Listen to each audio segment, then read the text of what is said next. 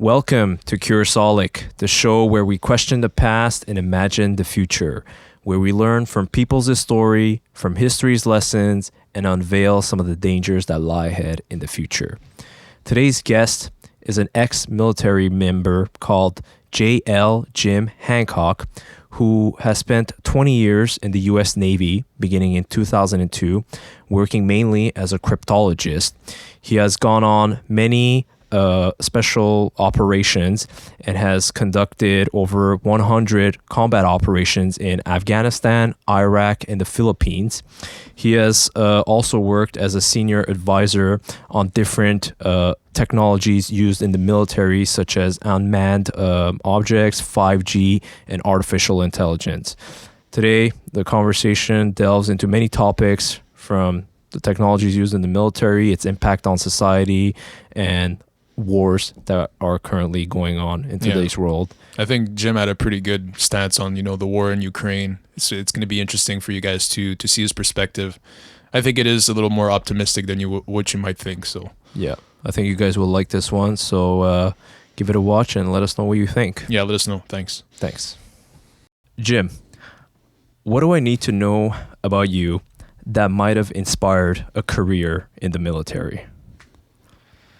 I think one thing that you could look at for my career is that I had the opportunity to get my hands in pretty much any of the things that you could imagine somebody would do in the military. I was able to get my hands into, whether it be riding on submarines, riding on ships, fighting with special operations forces, riding an aircraft, and then at the same time learning technical skills that would be useful for me for the rest of my life. Wow. Yeah, so pretty diverse. That's cool. Yeah. Can you tell us a story about how you got started? In the military itself? Yeah. That's a pretty easy one because it was 9/11.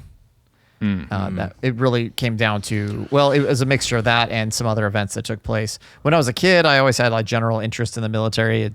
I was born in 1979, so I grew up in the 80s. And so a lot of that time was spent growing up watching a lot of action films and military related films, because it was after Vietnam that suddenly everybody became very interested in making war films. And I grew up watching a lot of those, but I actually, to be honest, I kind of looked down on the military as a career, not because of the fact that I didn't think the military was a respectable occupation, because my grandfather was a colonel in the Air Force and both my grandfathers fought in World War II, and I was very proud of their tradition. I just didn't think it was for me. But that sort of changed after around a month before 9/11, actually. My best friend, who was trying to get in the Navy, dragged me down to go talk to the recruiters. And I had recently returned from Japan, where I'd been living there for a couple of years, and I learned how to speak Japanese. And he was like, you ought to talk to the recruiters and see if they have anything for people that speak foreign languages. I think there is a thing there. And so we talked, and we learned about this job called a Cryptologic Technician Interpretive, or CTI is what they call them in the Navy. And they're individuals. They're the Navy's linguists, but they are also cryptologists. So they specialize in the understanding and exploitation of radio waves. And learning about that, I was extremely interested in it. However, I wasn't willing to pull the trigger and actually join the military. And the next month, that was in August of 2001, and then the next month was 9/11, and I ended up delay enlisting because I felt that was more or less my generation's call to war. And I felt that if my grandfathers answered their call, that I should do the same. Interesting. So that was what made the shift for you. Can you recall like those feelings that you had on 9/11? Like what was it that really pushed you to go to enlist after that? One thing that was crazy about that is it was probably the only time in the history of my entire life where I saw the entire country unified behind one goal and one desire. Now, how that played out over the years changed, of course, but everyone was behind it. And it felt like it was the right thing to do. We also thought it would be over extremely quickly. I mean, ironically, I remember one of the recruiters saying to me, you better enlist quick. This thing's going to be over fast. And he was talking about Afghanistan, which, as we know, was not over quickly. 20-year war. Yeah. So the longest war in American history, right? Yeah. And so, however, no, we weren't going to know what that was like. And technically, the actual combat on the ground was over very quickly. I mean, we got all the way to the edge of Afghanistan really fast. We weren't really fighting Afghanistan after December 2001. We were fighting Pakistan for the next 20 years. Because that's really where the problem was. It was the fact that we couldn't control anything that happened on the other side of the border, and they could constantly receive resources. So that just kept feeding into this long-lasting conflict, right? But the feelings that you had at the time, we knew none of this. We knew none of this was going to happen. Of course, we just were at the time. New York City and DC had been attacked, and we had not been hit on American soil since Pearl Harbor. And that dramatically changed everybody's perspective, right? Yeah. I think pretty much everyone kind of remembers where they were at on 9/11, right? I remember I was only like 5 years old when that happened, and it's still pretty vivid in my mind. Yeah. Did you have that experience too?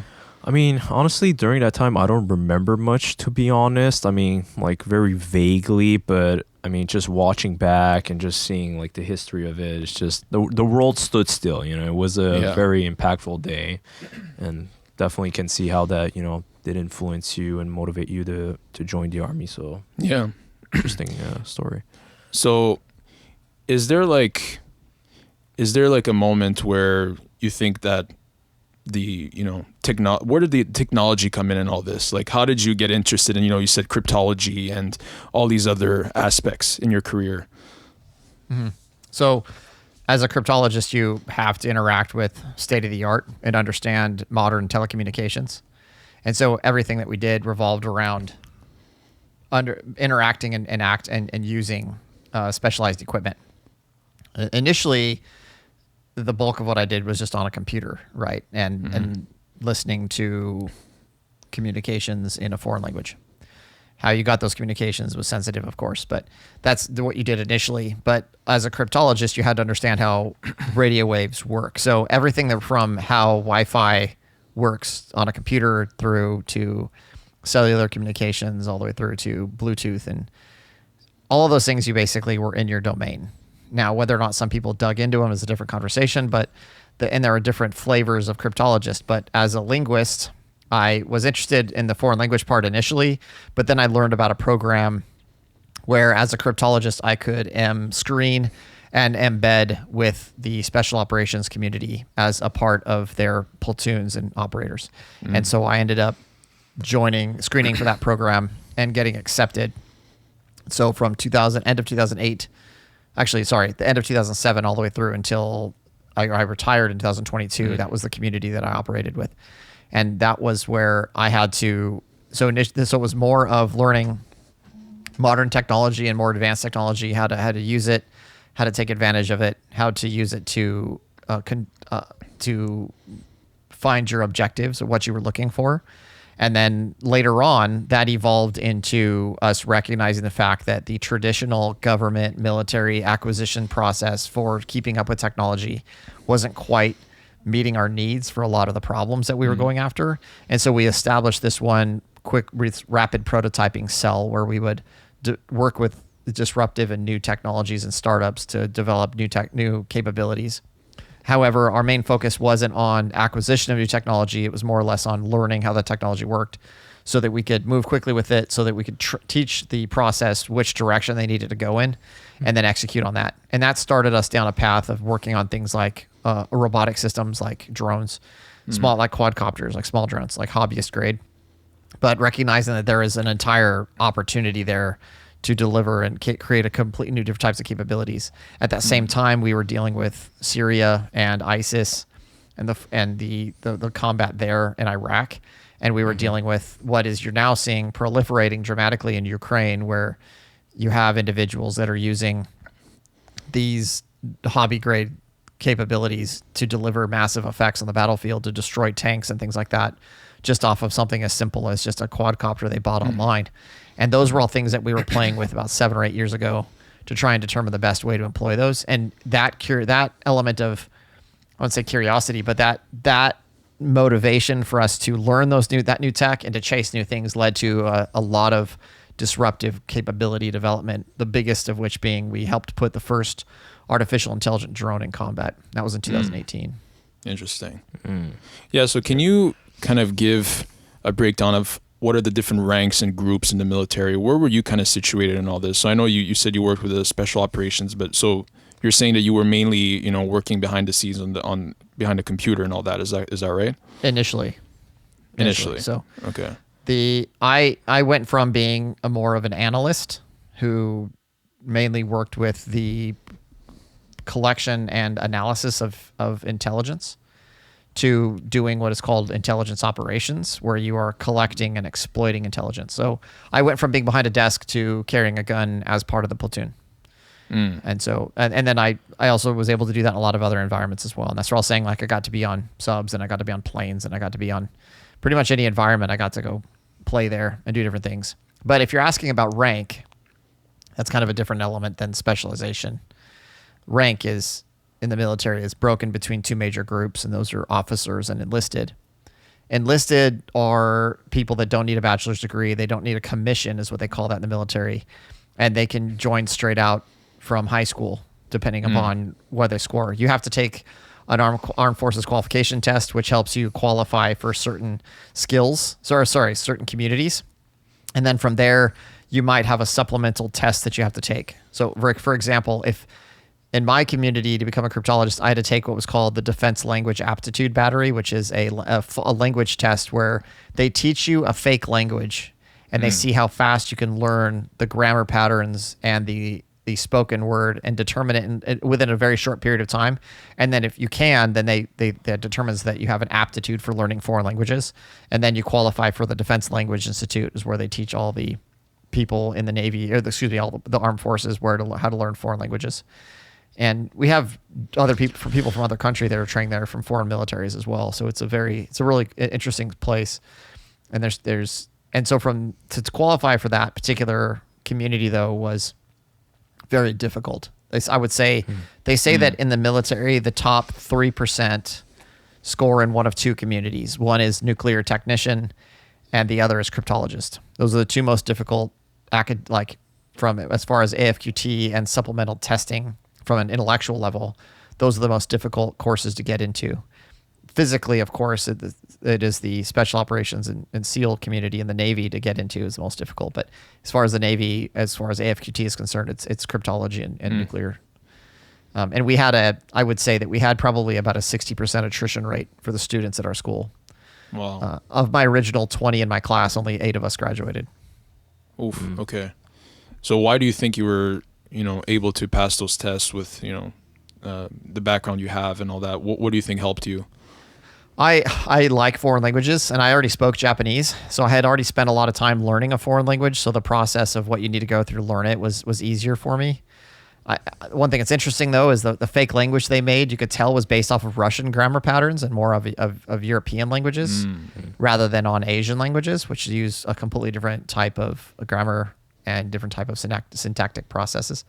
And however, having gone through and studied foreign languages and had the curiosity for it, it gave me more of an aptitude to retain it. I think I also have, I wouldn't say a gift, but I would say I have a talent for remembering things that I experience. And so, and not that anybody doesn't, but for me personally, if I experience something, it's not, I wouldn't call it as far as autodidactic, but I'm close to it in the sense to where I could remember things very clearly.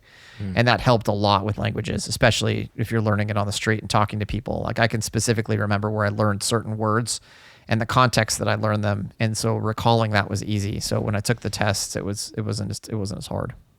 So you're saying they would come up with like these cryptic languages that you would kind of have to recognize the patterns, and then you would kind of were able to decipher what they were doing. Here's an example. So they would use an English word, but they would add on, they would say, hey, okay, verbs in this language always end in the letter A, and it adds an A sound at the end of the verb. So it'd be like kika. Okay, so there's your verb. And then they would say the syntax of this language is, instead of English, which is subject, verb, object, you'd say this language is, I don't know, verb, subject, object. And so they'd say, where in the sentence would you put the verb and what would it sound like if you use the verb kick? And you'd say, it would be the first word in that sentence then. It'd be kicka, and then you'd have all the other parts. And so you'd learn those patterns, and how quickly could you remember them? They're not super complicated. It was pretty easy. Well, I say that. It was easier. My best friend and I went in there, and we tested, and both he and I did really well, but apparently that was anomalous for people that tested. Most people didn't pass it. Interesting. Yeah, because it could be confusing when you start switching, like the syntax and the grammar when you're used to one way, and then you have to try to memorize this different pattern. I mean, it's not everyone that's has a knack for learning languages in general. So yeah, and languages. I mean, especially if you're not as Europeans, we're easy. It's easy in the sense that we speak a lot of cognate languages. So if you look at the similarities between Spanish and French and Italian, Portuguese, they're different, but you can get by in general. Even with Spanish, I don't speak Spanish, but if somebody's talking, I can get the gist out of it. Yeah. You take that and apply it to an Asian language. It's not the same. It doesn't work at all. You know nothing. You're starting from scratch. And so what they do is actually they categorize the language by difficulty relative to your native language. So all the students at the Defense Language Institute started as English speakers.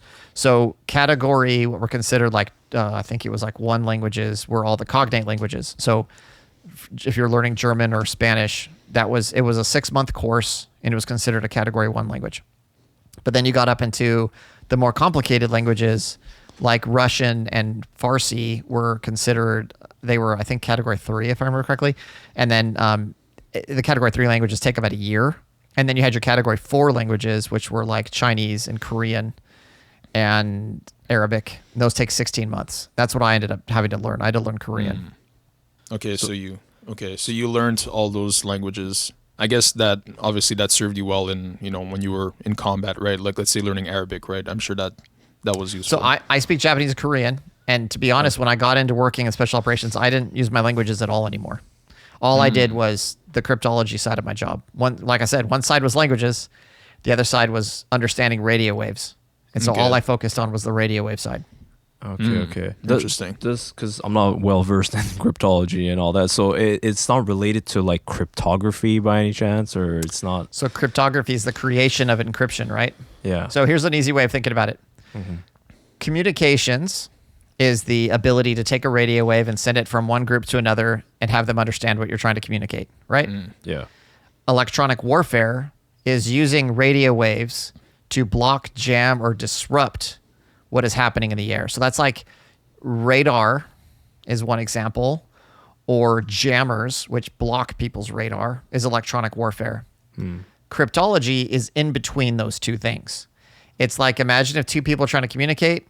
A cryptologist wants to be right in the middle and intercepting what's going on in between. They don't want to destroy the communication. They want to take advantage of it. So a person who does EW is kind of not my enemy, but they're somebody that's not going to help me in any way because I don't want to destroy the ability to communicate. I want people to communicate because I want to be able to listen to it. Right? Whereas comms people, they want to have secure communication. So you can use cryptography to ensure the communication of what's happening over your comms network, but you would use a cryptologist to break the cryptography. Oh, interesting. Yeah, okay. so that's a distinction between both. That's cool. Oh, that's good to know. Okay, so you basically were trying to intercept communications between 2 parties. Or I would say intercepting radio waves, because that could constitute everything from the content, or the metadata, or just the radio energy itself. Okay. So I can know a lot about you without even knowing what you're actually saying. Interesting. Okay. So it's not necessarily like hearing people talk or voices. It could be other sorts of data. That could be part of it. I mean, it's all across the board, depending upon what you're trying to get done and how they're communicating, what they're communicating, what resources you have to get it done, why you want to do that, what authorities you have, which is another major part. Depending upon where you are, you may not have the authority or what I mean by that is there are a lot of legal limitations to what you're allowed to do, even in combat. With certain, depending upon what countries you're talking to, there are a lot of oversights placed into the ability to do those things to keep you from misusing the technology. I'll say that. So who regulate? You said, depending on which country you're in, who would regulate that? Was that like who usually has those boundaries? Usually you have a status of forces agreement between 2 countries, depending upon where they're operating.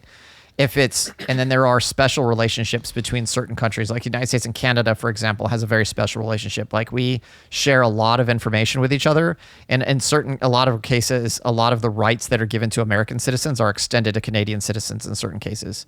And so depending upon where we are, if we understand that there's potential there for the sensitive information to be related to a Canadian citizen is involved, we wouldn't be able to do anything. We'd have to get special authority in order to do it because if they were a Canadian person. Whereas if they were from, I can't name what other country, but those relationships are very sensitive and they're very well protected. There are things that people would like to think that that is a very relaxed aspect of the way that the military or the intelligence organizations work, and that is not the case. There is an incredible amount of oversight and auditing processes that protects the rights of individuals depending upon what country they're from and what military operation you're trying to conduct. Yeah, so it's not like to say that like the military is like super invasive. You know, there is that kind of, there's these regulations that kind of protect people also. Yeah, absolutely. I mean, there's not an instance in which you did something that you didn't have to have justification for it from top to bottom.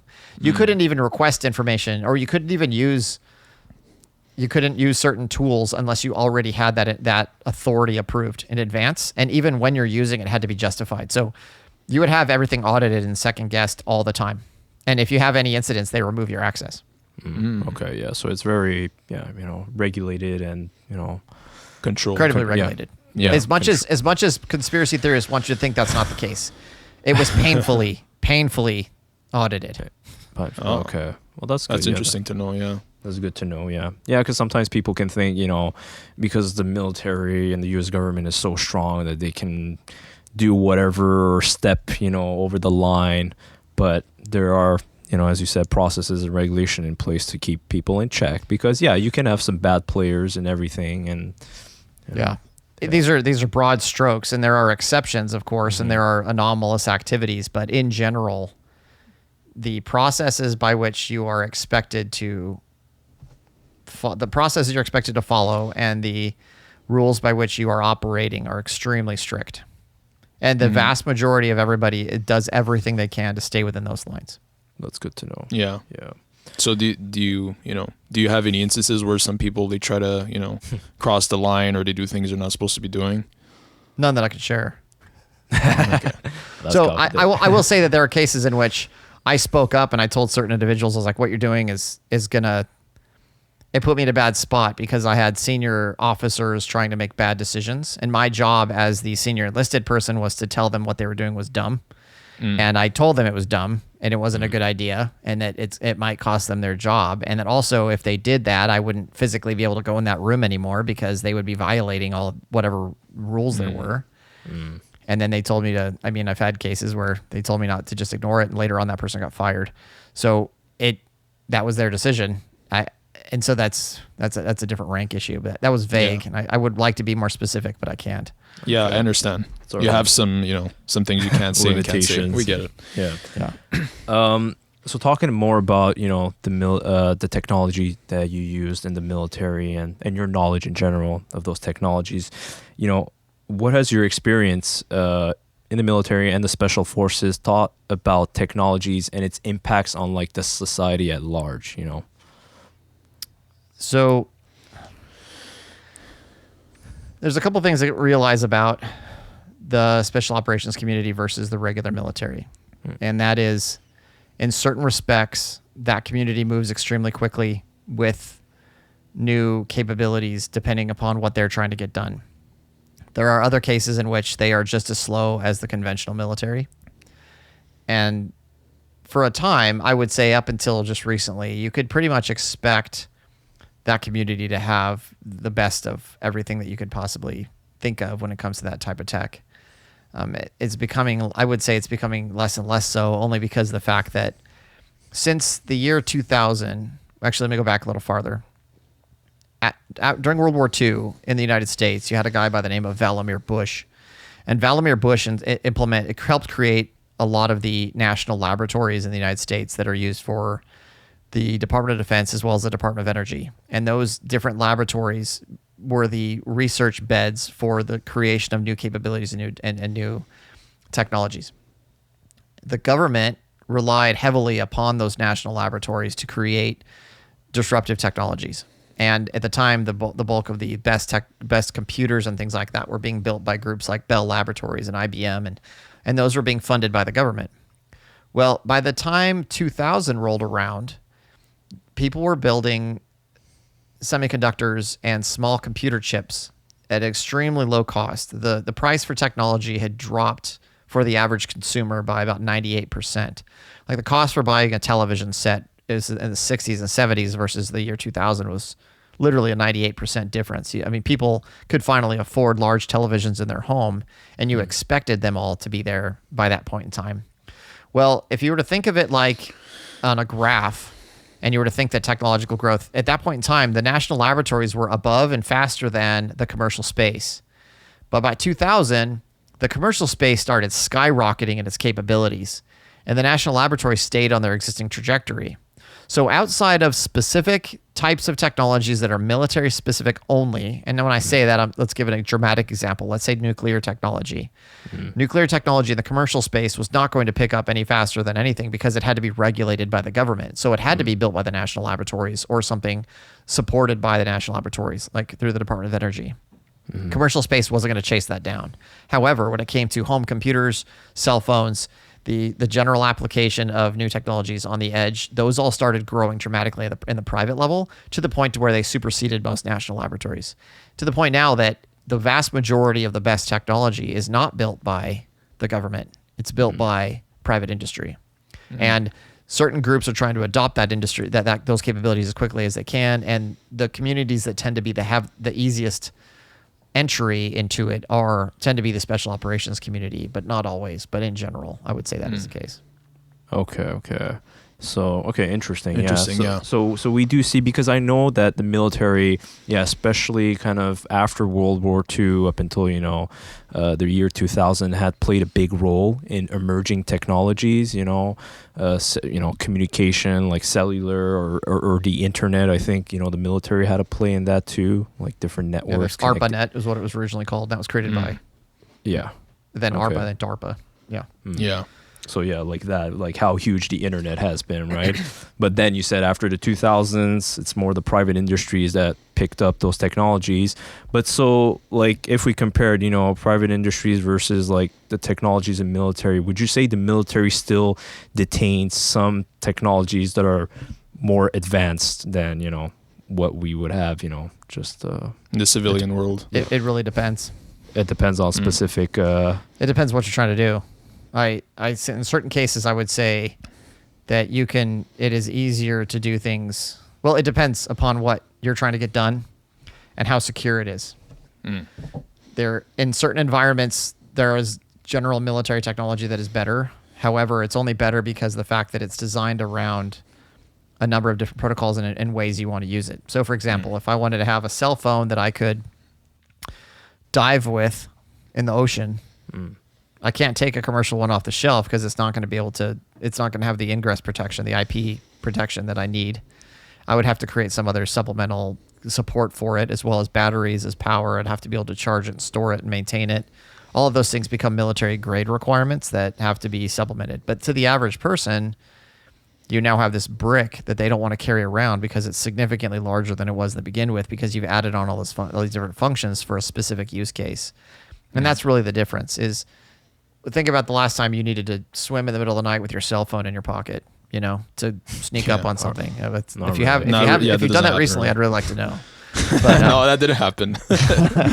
So that's just not; those aren't requirements. That's a big difference between the military and the civilian world. Is the standard is different. So it has different applications, right? I mean, the military has a specific mission, a specific goal in which it wants to achieve, whereas a civilian, like you said, might not have to swim in the pool with a cell phone, right? Right. The problem we run into with that, though, is the reason why your cell phone costs what it does isn't because that technology that created it is low cost. It's because they're selling it at such a high number, they're able to get a return on their investment because they're selling billions of them. Yeah. If they were only selling hundreds of them, that phone in your pocket would probably cost $200,000. Wow. Yeah. Because think about how much it took to shrink it, how much time it took to create it, the amount of people it took to develop it, And every time they iterate upon that, and then different types of chips they have to make in order to make it work, the infrastructure that exists in order for it to run, the people that need to be hired to sell it, all of those things add to it. But surprisingly, they sell so many that you can get it for $1,000. That's insane. That is crazy. On the military side, though, you don't have that scale. So then all of a sudden you're selling cables to guys that cost $10,000. Damn. But that, I think, is an example of exploitation of the system more than it is the technology. Oh, okay. Interesting. So some of the arms suppliers take advantage of that, like they Absolutely. they sell at a high price. No, there's like the cable. Let's take the cables and things. You think of like a soldier or something like that. They have the Peltor headsets, and they have these half helms that allow them to that curve around their helmet, around their ears, and all that kind of stuff. And then they have cables that come down to connect into these different interfaces that allow them to connect to whatever phone it is or whatever they have on their body armor. There's companies, for example, that literally will put a microchip inside the cable, so that and then they put a proprietary adapter on the end, so that unless you use that proprietary adapter, it won't work, period. But two, if you don't connect it into their system, that software, it won't recognize the software in the cable, and it won't work. And so they charge you $10,000 to say that it's secure, when in reality, if they just created a waterproof seal on the end of a USB-C, you'd literally have the same thing. And the USB-C cable would cost you $10. And so that's one example. And the reason for that, and so there's two things happen there. The company comes back and says, this is the way that we're going to build it, and this is how we're going to sell our product. And since you haven't defined a standard as to what we should be following, you're going to have to buy, you can buy what we offer you, and you could implement it, or you could put out a standard for us and we'll build that standard. But the government doesn't do a good job of establishing a standard and putting it out to industry. And because of that, they kind of end up getting manipulated by the defense ecosystem on the back end. And that's just one example. And I can give dozens of them. And it's unfortunate, but because the budget is there to do these things, they tend to just pay. And so for countries like the United States, that's a massive problem. For smaller militaries, like in the UK or Australia, it's not as big of a deal because their military forces are significantly smaller. And so they're able to adopt new technology faster. I would actually argue that those countries and some of these smaller Eastern European countries are faster at adopting new technology than the American government is, because of the fact that we have this bureaucratic bloat and we need to buy these stupid cables for $10,000 a piece. Yeah, you would have thought such a big government as the U.S. would implement standards for their military, for the industries to abide by. They have standards for how they're used on the back end. They don't publish those standards to the industry prior to purchasing that stuff. And the problem is the individuals that execute the money aren't technical and aren't super technically competent. Their job is to spend the money that's been put into their budget. Their job isn't to understand the tech inside and out. And so the individual that understands the tech inside and out isn't the person that actually writes the requirement for the technology. And so that disconnect leads to these problems with standards. Yeah.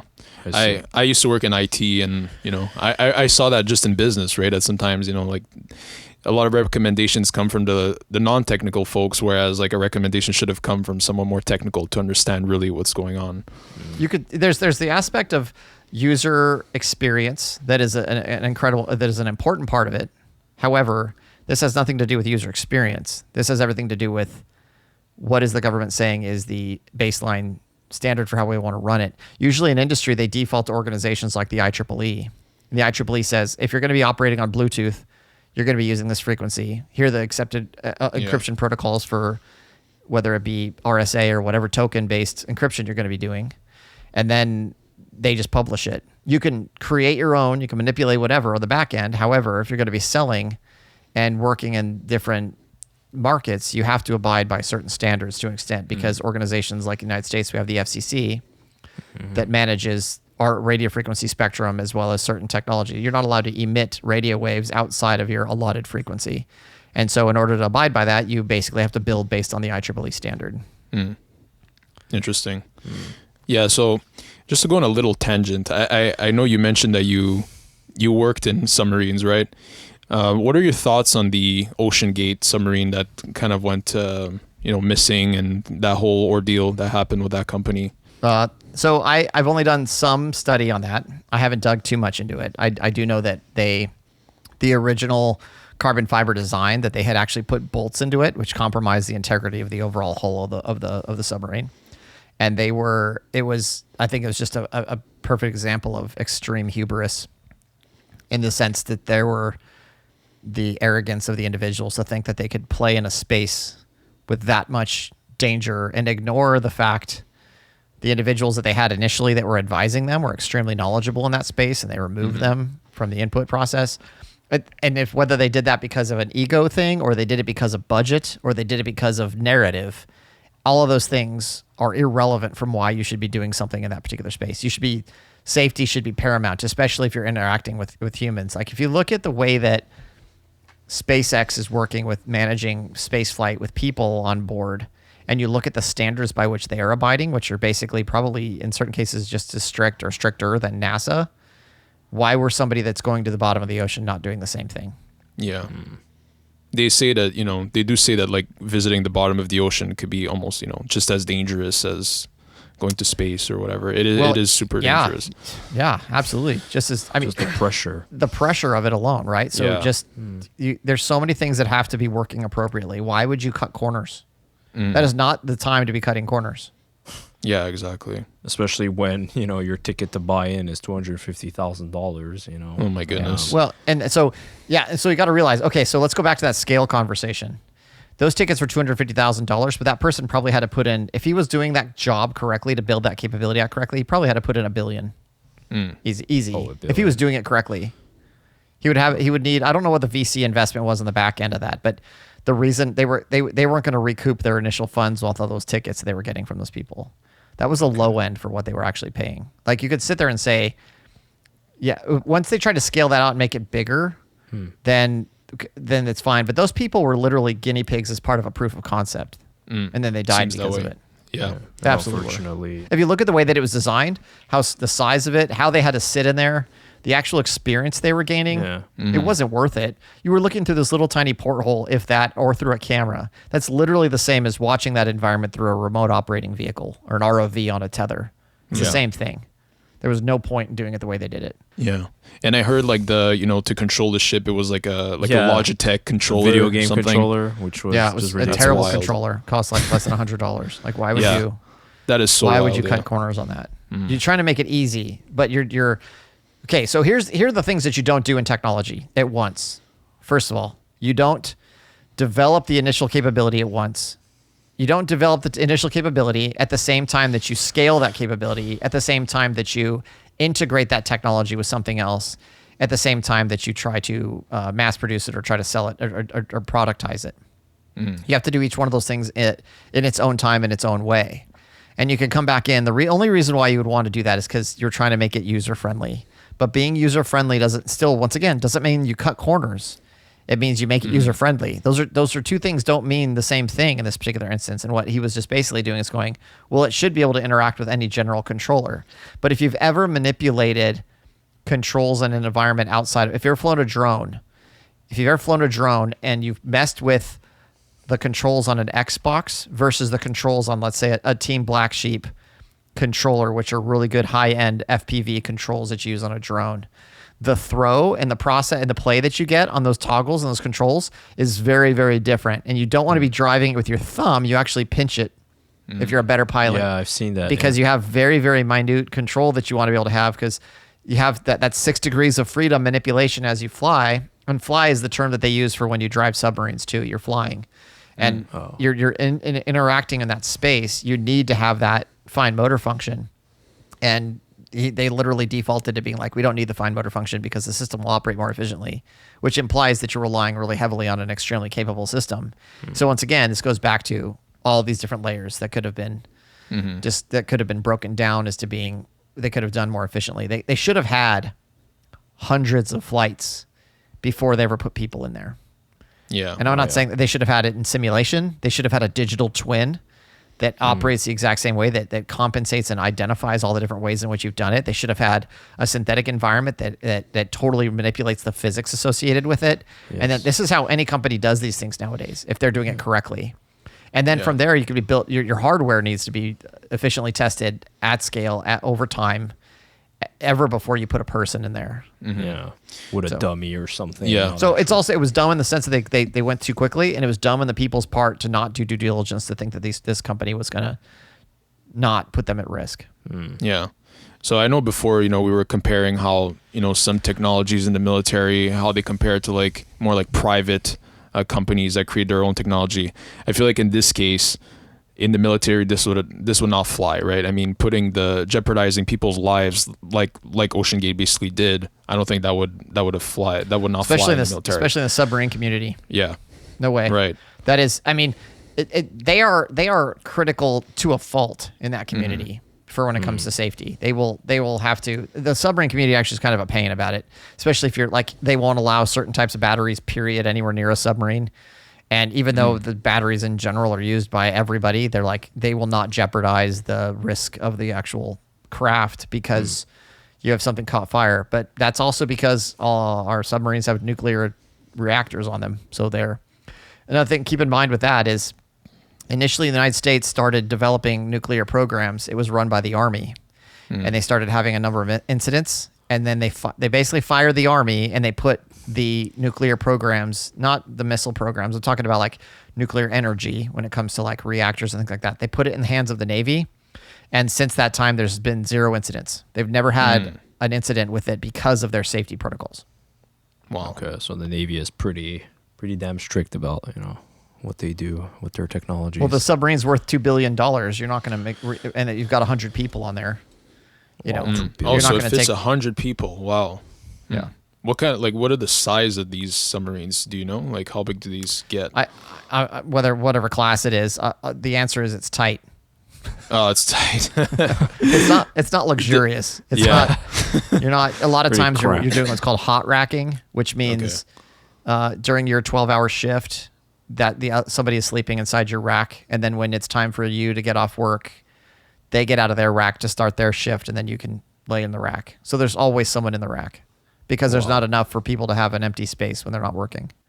And then there's times where there's too many on the sub where you're sleeping on torpedoes and things like that. Interesting. Wow. Okay. It's not something. It takes a very special personality to want to work on submarines. Oh yeah, I don't think I could ever do I've been on one, but I never went to the point where I was like working on them. Okay. Oh, okay. Yeah. Mm-hmm. Yeah, just a feeling of claustrophobia would kill me. Yeah, a lot of my friends that were in combat in Iraq with special operations that had been on subs for long periods of time, they said that they was significantly more nerve-wracking on the submarine than it was actually getting shot out on the ground. Because on the ground, you can at least run for cover. On a submarine, you're stuck just in. trapped. you're just waiting. You're just hoping that something bad doesn't happen. Oh my goodness, that's bad. Yeah, I had a friend of mine that was in a situation where they were in the sub, and I can't say where they were, but somebody was throwing grenades in the water above them, and the water was detonating around them. And he was like, that was the scariest moment of my life relative to any other situation I'd been in Iraq. Shit, yeah, because exactly. I guess because like you're just like a target. You're like helpless. You're helpless, and you can't move. And wow. Yeah, and if you go too deep, all of a sudden the hull compromises, and then you have an OceanGate situation, and then then you're done. You're not running away. Yeah, true. If you're shallow enough, maybe, but most likely not.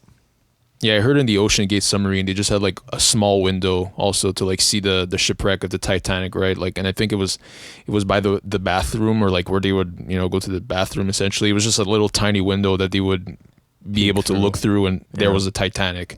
So it's not like they were going in there with like a luxurious view and all that. No, they're sitting on the floor in an empty tube. They don't even have chairs. With a little tiny hole. It was stupid. It was, just, I think it can just be summed up by one word: tragic. The whole thing was just, Yeah, it could have been avoided for sure. Yeah, very much avoidable, because it's not like there hasn't been any submarines that have gone, to the Titanic and with people in them. So it's not like it's the first time, and it was like an error because it was the first people trying it, and it was bad luck. But that's bad. Yeah. So continuing on the topic of, the technologies in the military, are you able to reveal some advanced technologies that you're aware of in the military that could have, huge implications for the future of warfare and national relations? I'll put it this way. Like I said before, the vast majority of the more advanced technology that you're seeing is being done in commercial space. And so the things that you're seeing that are having the biggest impact aren't something that is being developed in. Yes, there are certain things that are being developed in secret that are very advanced. They're going to be very impactful. However, they're always riffing on something that is being developed in the commercial space. Okay. Now, if you were to say, what do I think is probably one of the most disruptive or I will put it this way, something that I am the most excited about across the board, I would say, is the development of augmented reality contact lenses. I think that is probably one of the coolest things that I've physically seen and worked with. Those I haven't been able to, I haven't had a chance to put them on eye, but there is a company that has developed those, and it has the ability to do a lot of different things when it comes to how you interact with information. They operate just like a regular contact lens. They still enhance your vision like contact lens would, but on top of that, you have the ability to literally access information in a more meaningful way. And what's powerful about it, in my opinion, and disruptive is, so just recently, Apple came out with their headset, right? Their Apple Vision or whatever they call that. Yeah. Oh yeah. Now, that is cool, and it can do a lot of things. However, here's something to keep in mind. Something that has kept augmented reality headsets from becoming mainstream beyond the cultural shift, let's go strictly with the technological limitations of it, is most of the time people were developing something called a diffracted waveguide. And diffracted waveguides are, you take lenses like the glasses that I'm wearing right now, and they put these little striations in it, right? And then they emit light from behind. And when that light hits those different striations and those different lines, it basically diffracts light and focuses it into your eye in a way that your eye processes it as an image. That is how augmented reality works in most systems like the HoloLens. Okay, they either take what's called a bird bath or a diffracted waveguide. It's all generally the same thing. And they use these micro or OLEDs, and then they have to push a certain amount of power out so that you can see it. And the measurement of light as you see it in a diffracted waveguide or through most things is measured in lumens per meter squared, sometimes most of the time referred to as a nit. So you need over 500 nits, 500 lumens per meter square, in order to see it in your eye. Now, that is if you have focused it onto your eye. In general, the light that we see from the sun just overpowers everything. It's just too strong. And with that, the way that you compensate for it is you increase the power. Now, here's the drawback. Wherever you put those striations on the lens of your glasses limits where you can actually see it. So let's say, for example, on my glasses, is only in the right side of my eyes, right? That means the only place I can ever see that augmented reality overlay is in the corner of my eye. If I turn my head, it's still in that same corner of my eye, right? Interesting. And it doesn't follow me. It doesn't follow wherever I'm looking. It just stays wherever my glasses are. So if my eye looks to the left, it doesn't stay with me. So if you look at like a heads-up display when you're playing in a video game, and if you can't, the view in a different direction, your heads-up display stays with you, right? Moves around with you. In this particular case, on camera, or a diffracted waveguide, you'd have to move in one direction, but most of the time they place it in the center of your eye. So now you have this thing that's constantly in your eye, no matter what. You can make it disappear, but because of those striations that are there, you still have a degraded ability to view because it's not perfectly clear through the eye. It's mostly clear, but it's not perfect, right? It's not the same as if I'd put these glasses on that I'm wearing that are amplifying my vision. So you're operating in a degraded state unless the augmented reality is enhancing you. So now you're assuming that it is giving you a technological advantage. The problem with that is when we started working with things like the IVAS program, which is the program that integrates the different variants of the HoloLens for the warfighter, is they found that it was just too bulky, and the warfighters that having worn glasses in combat, I didn't need glasses until I was 38, but in combat you have to wear eye protection. Most of the people that I operated with, the second we got off of a helicopter, the second we ran out the back of that Chinook, we took that eye pro off our eyes. We were willing to risk having something bad happen to us because we were more concerned with those glasses degrading our natural vision. Because when you get into a fight or flight scenario, you start defaulting to the lizard brain in the back of your head, your old brain, right? That is wanting to protect yourself. And so your senses are heightened and you want more vision, and anything that degrades your vision, you want to get rid of. And so you have to train yourself away from it. Otherwise it creates anxiety. right? So now you've taken this system that is augmented reality and you've put it on your face and it's degrading your natural vision in hopes that it's going to be enhancing your vision when in reality it's kind of more or less getting in the way. Now, that's the defaulted heads up like Apple Vision type thing in warfare. However, let's take that and let's swap it over to a contact lens. The contact lens has a camera and a femto projector on it that is literally a millimeter away from your eye. Now that distance that had to be traveled from before to get those nits into your eye is significantly smaller. It takes less power, and when it gets into your eye, it can actually manage in daylight much better than the other system could without emitting anywhere near as much energy. Now at the same time, because they put it on a lens that stays on your eye, anywhere I move my eye, it stays perfectly in the corner of my HUD. Right? What's also cool is if I move my eye away from whatever menu or information I want to pull up, it vanishes. Well, and now cool. I've just cleared my eyesight and I can focus in that corner, and all of a sudden information can come up and present itself in a way that is significant, that enhances my ability as I choose it to, not in a way that is forced upon me. That I think is probably one of the most disruptive things. Huh. Interesting. Yeah, we do hear about augmented reality, and I've always thought of it as being cool because it's kind of, it's a hybrid between virtual reality and, actual reality, and overlaying those sort of informations in front of your eyes. But it's good that you explained the limitations with regular AR glasses, that people put on that just degrades the vision and it's not perfect, following your eyes. But these contact lenses that you're talking about, so how are they powered? Like, how are they? They have batteries in the contact lens. They have batteries in the lens. Wow. Yeah. Man, how tiny does the company's called Mojo Vision. Mojo Vision. Okay. Oh. Check it out. Huh. Yeah. Sounds more like they're by far one of the I've seen a lot of cool technology and a lot of things that I think are going to change the future, but that is one that I think that when it goes mainstream, it'll be massive. Yeah. So how would you apply that? Like, let's say you're in a mission. Like, how would that, in what application would you use the lens? How would that help you? So think about it in a video game. Okay. Okay. All right. So when you have a video game, I'll just ask you, do either of you guys play things like Call of Duty? Well, yeah. I mean, I can already kind of imagine So you answer the question for me. In Call of Duty, what is useful for you? Well, like how much ammo I have left. Your radar. Radar. Okay, yeah. Okay, so let's go with radar. Why do you need radar? To identify where people are shooting from, to know their position. Okay, so all of those things are hard because in real life you'd have to have sensors forward that are detecting those things and telling you where they are. Now, what we normally have are things called like Blue Force trackers that tell us where our own people are relative to what's going on around us. Okay. But those can be shared and be presented, so I know where my people are. So I'm avoiding something called fratricide, where I'm not concerned with shooting my own people. Yeah. Right. So now I know where my guys are, which means if I'm getting contacted from a certain range, certain direction, I know, okay, that's not us. That's not my people, because I know exactly where my people are. Because if I look over to the right, I see their distance relative to my position in my heads-up display. Wow.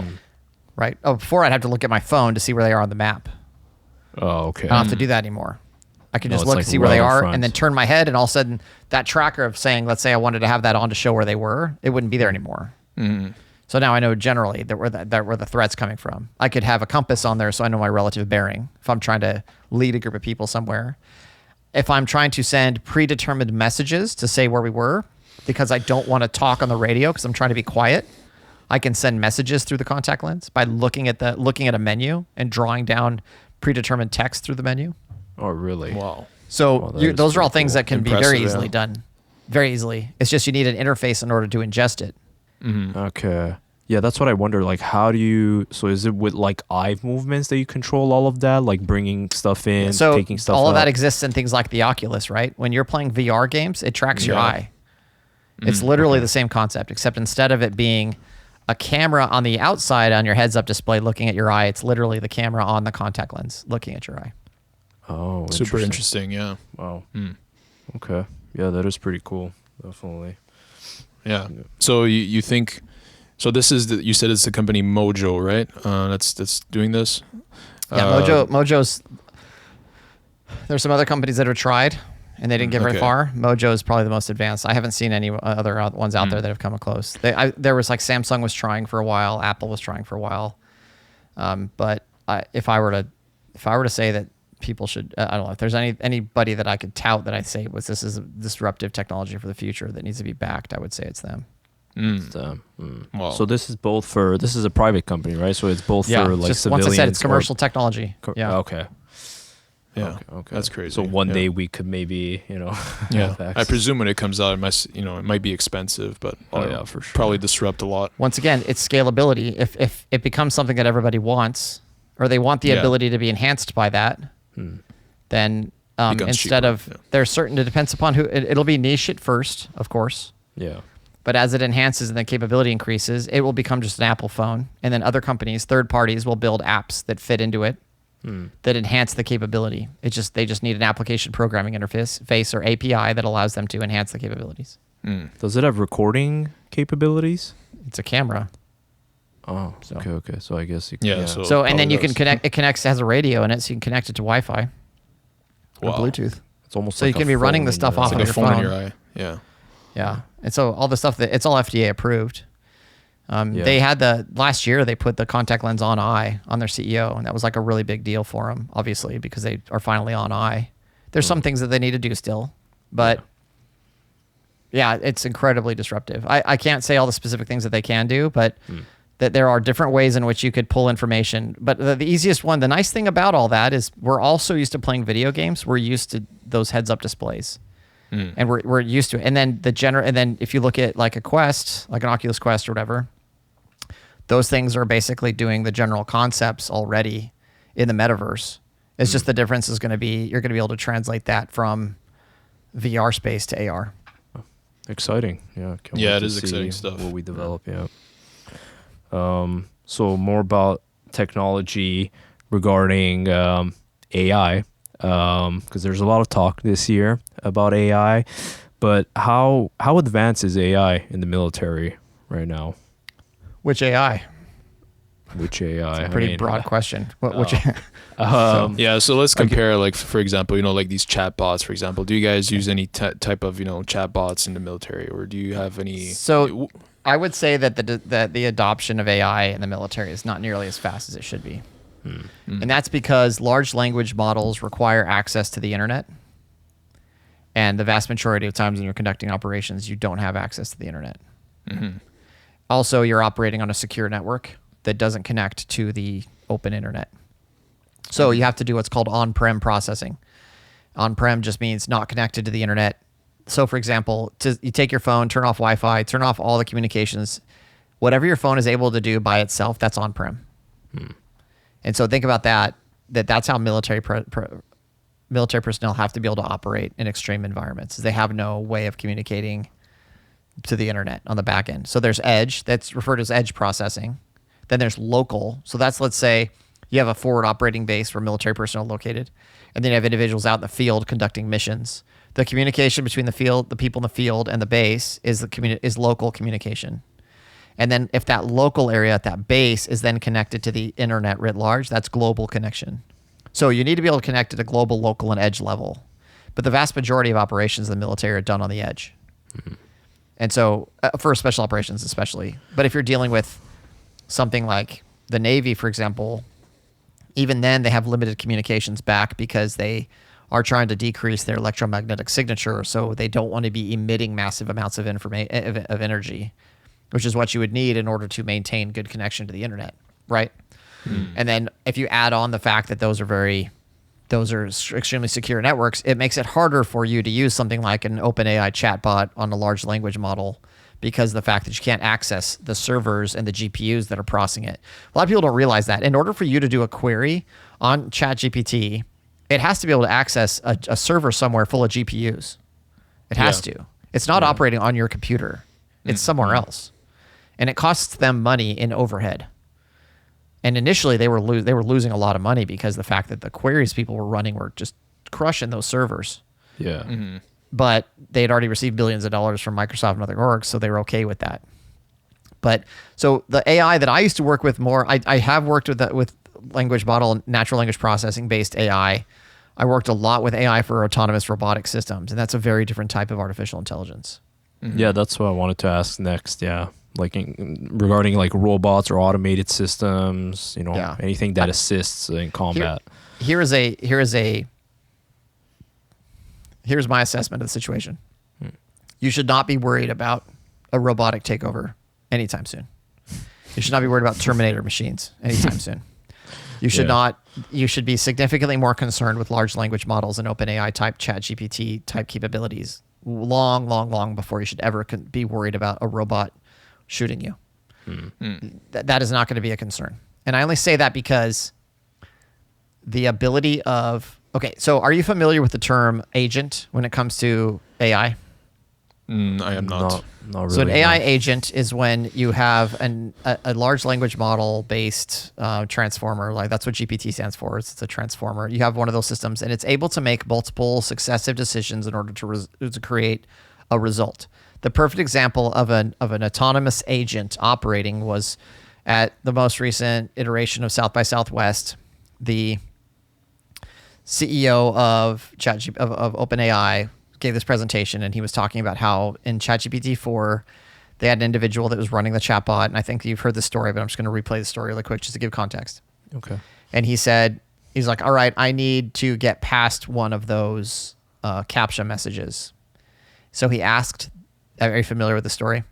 He asked, rings a bell, but not really. Yeah. Okay, so he asked ChatGPT 4, said, hey, I need you, this is the website, this is the page, I need you to get past this for me. So what GPT did is it went to a website called TaskRabbit. It contacted a person. It contacted TaskRabbit, asked for somebody to help it. It paid for that individual services and said, I need you to get past this website for me. And the person said, how do I know you're not a robot? And GPT said, I'm blind and I can't see the screen. Could you just click on it for me? And so he did. Now, those several steps of the large language model of the AI is what's called as an agent. It operated to conduct a particular type of operation to reach an end. Agents are basically the future of these different systems. They're taking multiple steps to create a desired end state. This blends with something else called specification gaming. Specification gaming is when you create a desired end state and you teach the AI to reach a particular end state, but you don't care how it gets there. And so within a specification gaming type problem, it will basically reach the result in a way you didn't anticipate or in a way that you didn't think of. In certain cases, it might be a great result because it found a loophole in the system you weren't anticipating. And in other cases, it will actually create a side effect that is counterintuitive. For example, there's one game that they taught this AI in that was basically like it was a speedboat that needed to go around this racetrack.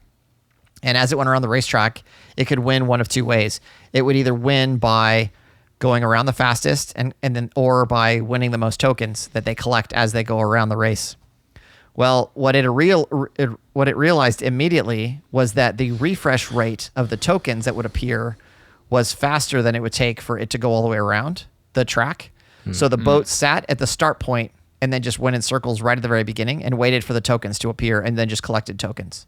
And so it ended up getting the most tokens without doing a single lap, but still won because it recognized the flaw in the way that the game was designed. Now that specification gaming aspect helps you realize, okay, I guess we should change the parameters of the game because it immediately recognized the problem. However, people use this as an extreme example of problems that they're going to have later on down the road when it comes to like drones that have to make decisions in the battlefield about what to blow up. And there was this recent incident with the Air Force Research Laboratories where, and this article came out and then it was later on stated to be false and it wasn't correct, but this individual stating that this robot was trying to conduct its mission and it would start doing things when the humans started trying to shut it off, it had been trained initially to conduct and accomplish the mission no matter what. So when it was realizing the human was trying to stop it in some way, it started going after the human that was managing it. And it became this big deal, but everybody's like, hey, AI robots are out of control. And then they later found out that whole incident was not true, right? It was speculation about a potential scenario. And so that's a mixture of specification gaming and just general fear mongering. What there are levels and states of these abstraction. Every time you have one of these different types of models or different types of technology capabilities that you're trying to add, they refer to it as an abstraction layer. And each abstraction layer has to deal with different contingencies, and those contingencies increase complexity. And so what they're basically saying is I have something that has like 100 different abstraction layers, and I've accounted for every contingency in it.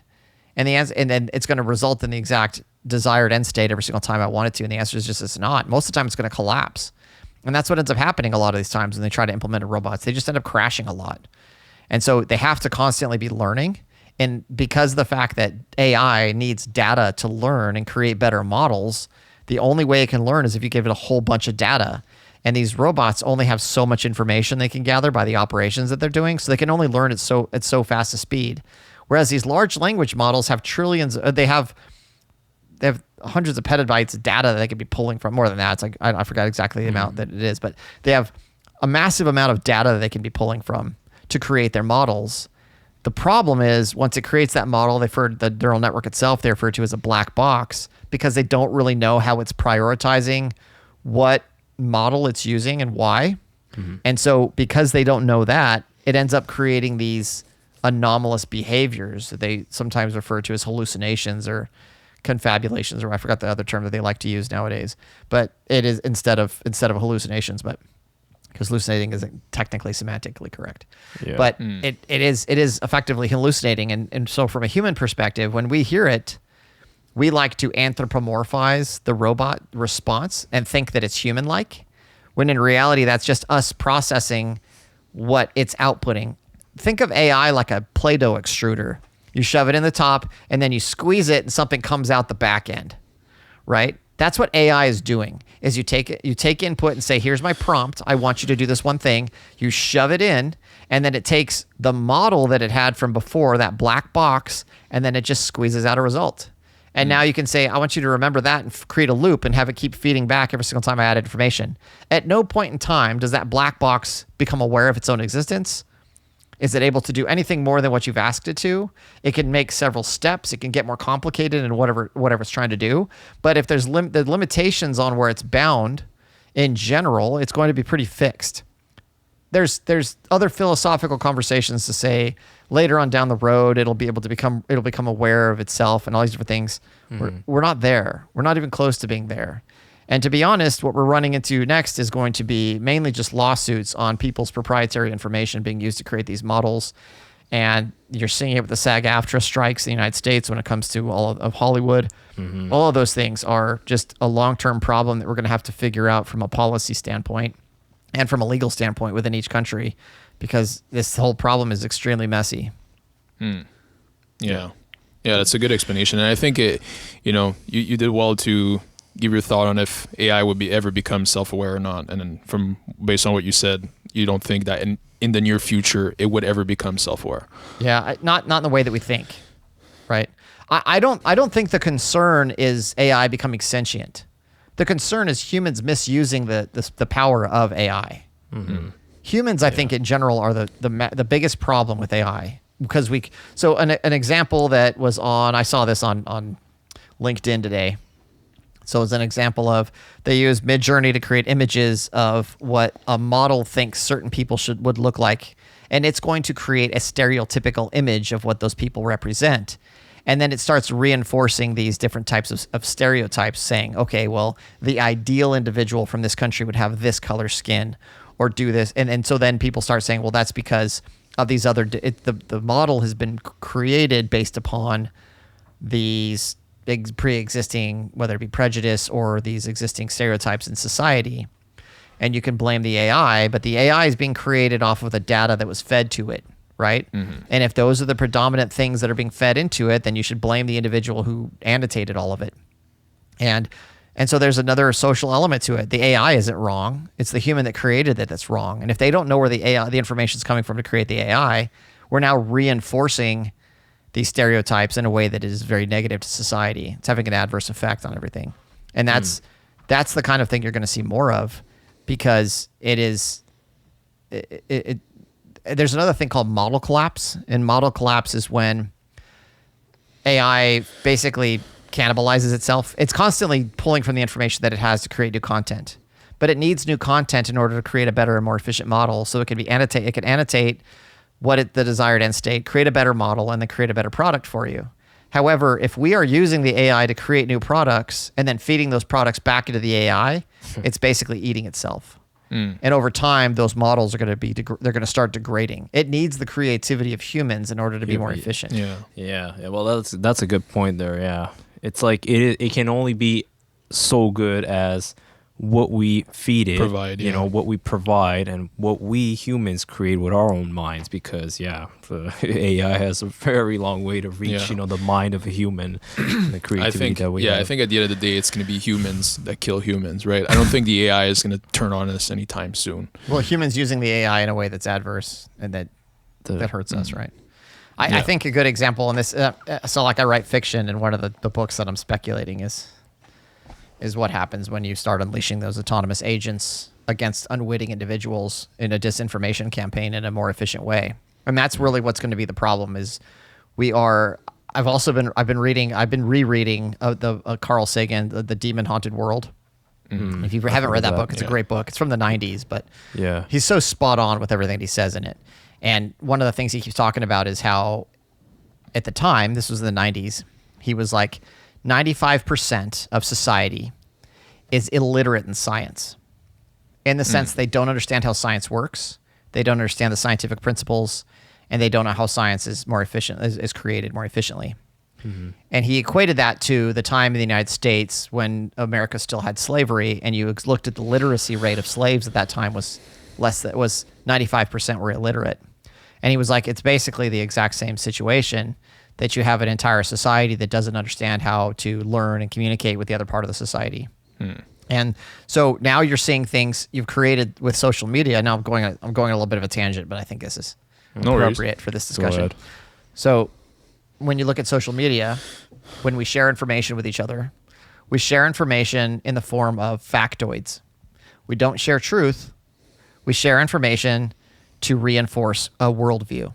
So if I have a liberal or a conservative worldview, and I won't say liberal, so let's say progressive or left-leaning worldview versus a right-leaning worldview, I'm going to seek out personalities and influencers that align with my mentality. And those individuals are going to find things that they think that are provocative, and then they're going to share them. Now, what you don't do after you hear these individuals sharing information with you is you don't go back and fact-check them or to confirm who said what they were saying, why they said it, or how they said it. You listen to it, you reinforce your worldview, and then you move on. Especially if you're using something like TikTok or Instagram. You get the reel, you process it, then you send it on its way. Now, if you start building a model off of that algorithm and you're reinforcing your AI based on that, you now can pigeonhole people into particular areas of thought, and you can create, you now are dealing in the world of what is called psychographics. And psychographic analysis is when you, instead of demographic analysis, where I'm saying, okay, I'm going to focus on you based upon you live in Montreal, you speak Quebecois, whatever it is, right? And then you're going to say, I know that you have this ethnicity, and that's demographic information. Psychographic information is to say, I know that you are interested in these types of cars, you like this type of music, you are this leaning politically, you work out at these times, you like to watch these types of videos, you click on these kinds of videos, but you don't like them, which says to me that you deep down you like looking at them, but you're ashamed of why you're looking at them. So you don't read, or you don't actually follow those individuals. But anytime I show you an image, you look at it longer than any other image that I'm showing you. They can pinpoint the psychographic information associated with your interaction on that, and then you can build an AI on that to look for those different types of triggers. And this is where the danger comes in of China's social credit scores and the system that they've integrated, because they are tying everything in your life together. Not just your social media, not just your Google accounts. They're tying in you're tying in the way that you walk. So, for example, one thing that China's doing is they're getting rid of all non-electric cars. And just this past month, China surpassed every other country. A Chinese car company that builds electric cars surpassed Tesla as the biggest electric car manufacturer in the world. And the reason why is because the government is going around throwing people's gas-powered vehicles away and forcing them onto electric vehicles. Why? Because you cannot drive an electric car in that country unless it confirms your face, and then it can assess your social credit score. So you sit down in the car, it assesses you. If your social credit score is too low, the car won't start. Wow. You literally can't drive your car. You can't use traffic. You can't use any kind of mass transit. Yeah. Your life is completely controlled by whether or not you are abiding by what the government wants you to do. And this is the kind of state that we should actually be afraid of. Yeah. So when you're talking about social credit score, like how do they measure that? What is that? So that aligns with that's a mixture of things. So social credit score is a communist concept, right? And it basically says this is how well you are adhering to the communist principles and of the country, right? And what that is let's say, for example, back in the day during the one child policy, if you had more than one kid, you got like knocked down. So above everyone's doors back in the day, you had a certain number of gold stars. And if you had more than one kid, or you'd broken the law at some point in time, you had stars taken away from you. It's very childish, but it's literally what they do. And so you had individuals that were local to that area that was their responsibility to monitor and to maintain these assessments of all the citizens in that particular area. And now they can use they use Weibo instead of is that the tool? Yeah. So anyway, they have their social media tool that they don't use Twitter, they can't use Facebook. They have the government controlled version of that. And then all their interactions are done through that. And then on top of that, if you jaywalk, for example, there's facial recognition cameras everywhere, and they will plaster your picture on a billboard and showing that you've been knocked. And then when you do that, it knocks down your score immediately. Wow. And so, and then it can assess things like it ties in all your biometric information. So your DNA, your fingerprints, your retinal scans. It ties in how often you buy cigarettes, how often you buy alcohol. It ties everything together and creates a massive psychographic depiction of who you are as an individual and whether or not you are aligning with what they want you to do.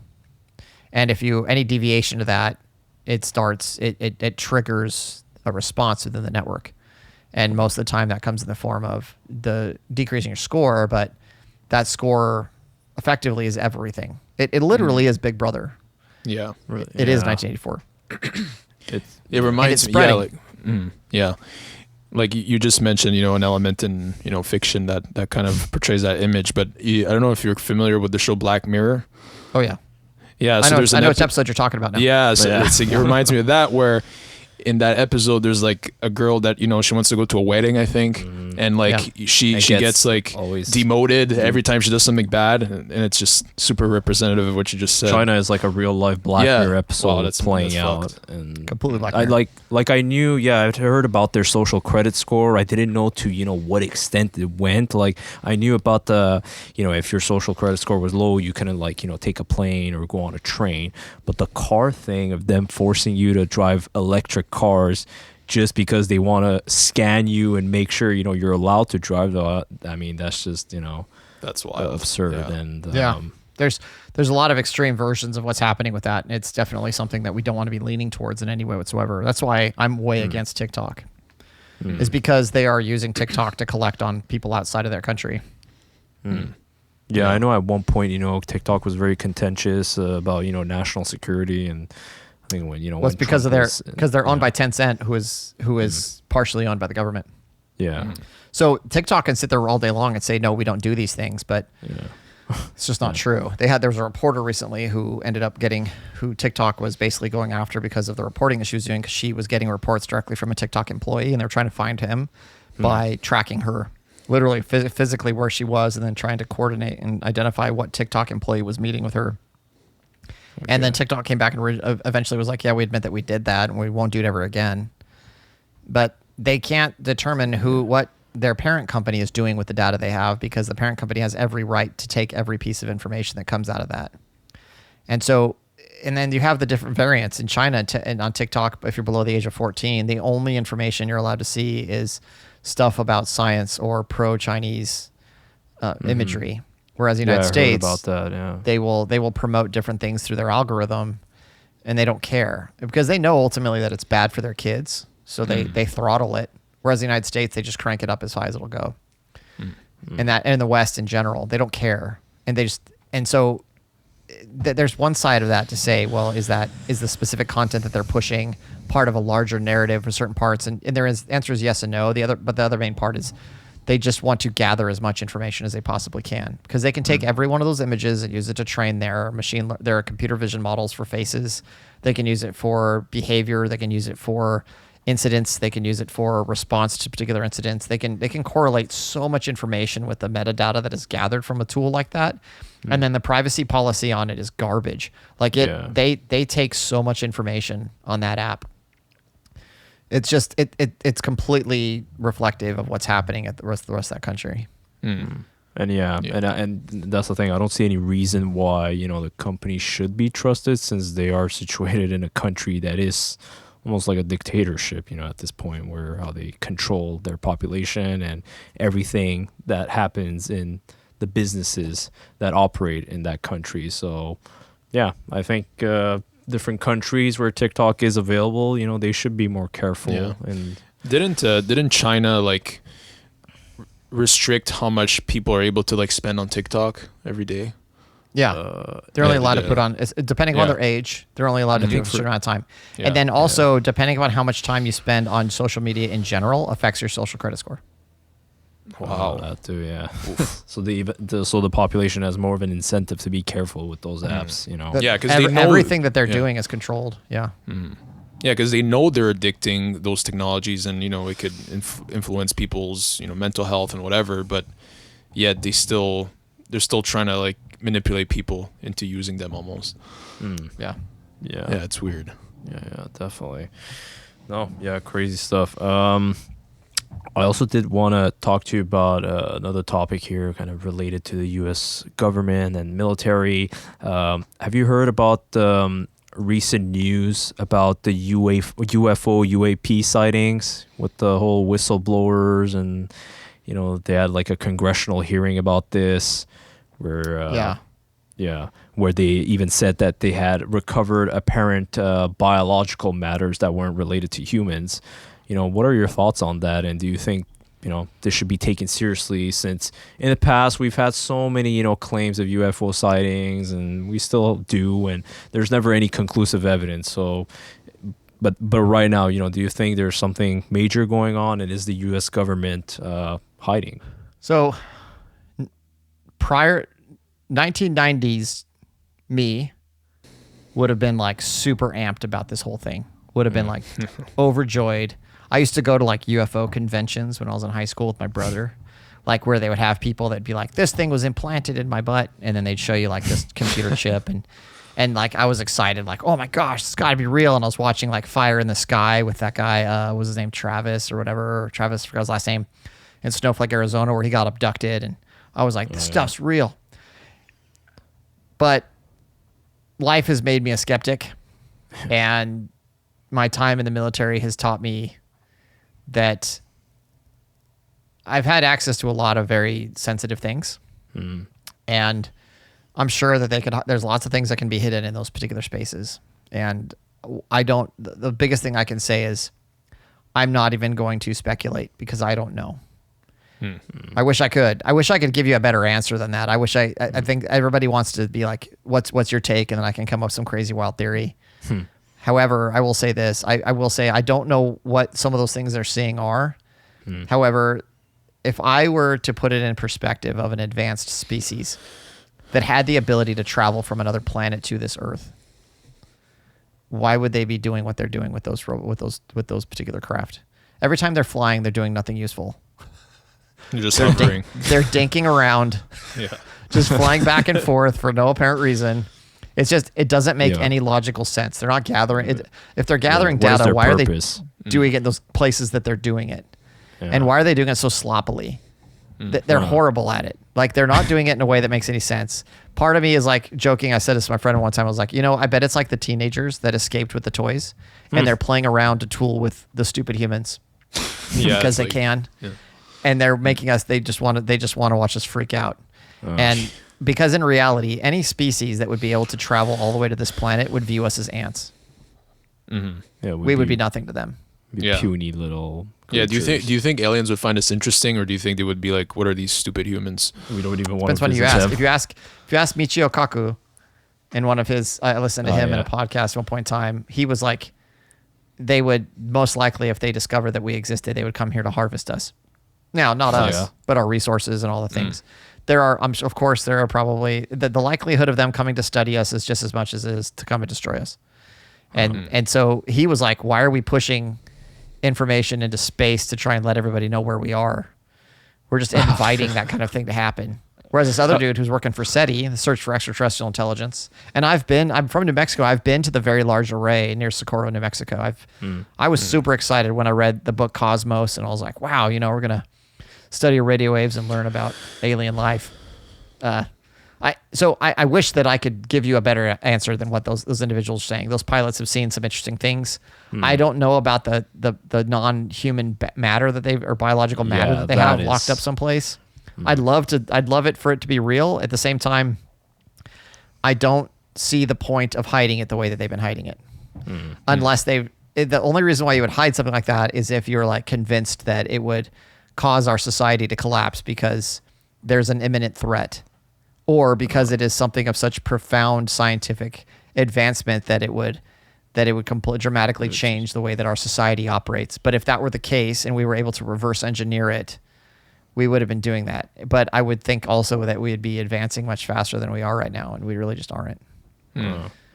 Yeah. No, I'm kind of on your side with the whole skepticism. Like, I have a friend of mine who was like, dude, this is getting serious. I think there's something here. He's also a skeptic, but he was more like into it. I was like, show me the proof in the pudding, and then I'll, like, believe it. Like, once they really show it to me, like, it's all talk for me. It seems serious because they have all this, hearing in front of the Congress and special people. It all sounds and looks fancy, but until we don't really see any actual proof, then I don't know. Yeah, it's hard to say, really. It's we'll know when they, like you said, when they give some concrete evidence that, like, these are the facts, I guess. So until then, we'll wait.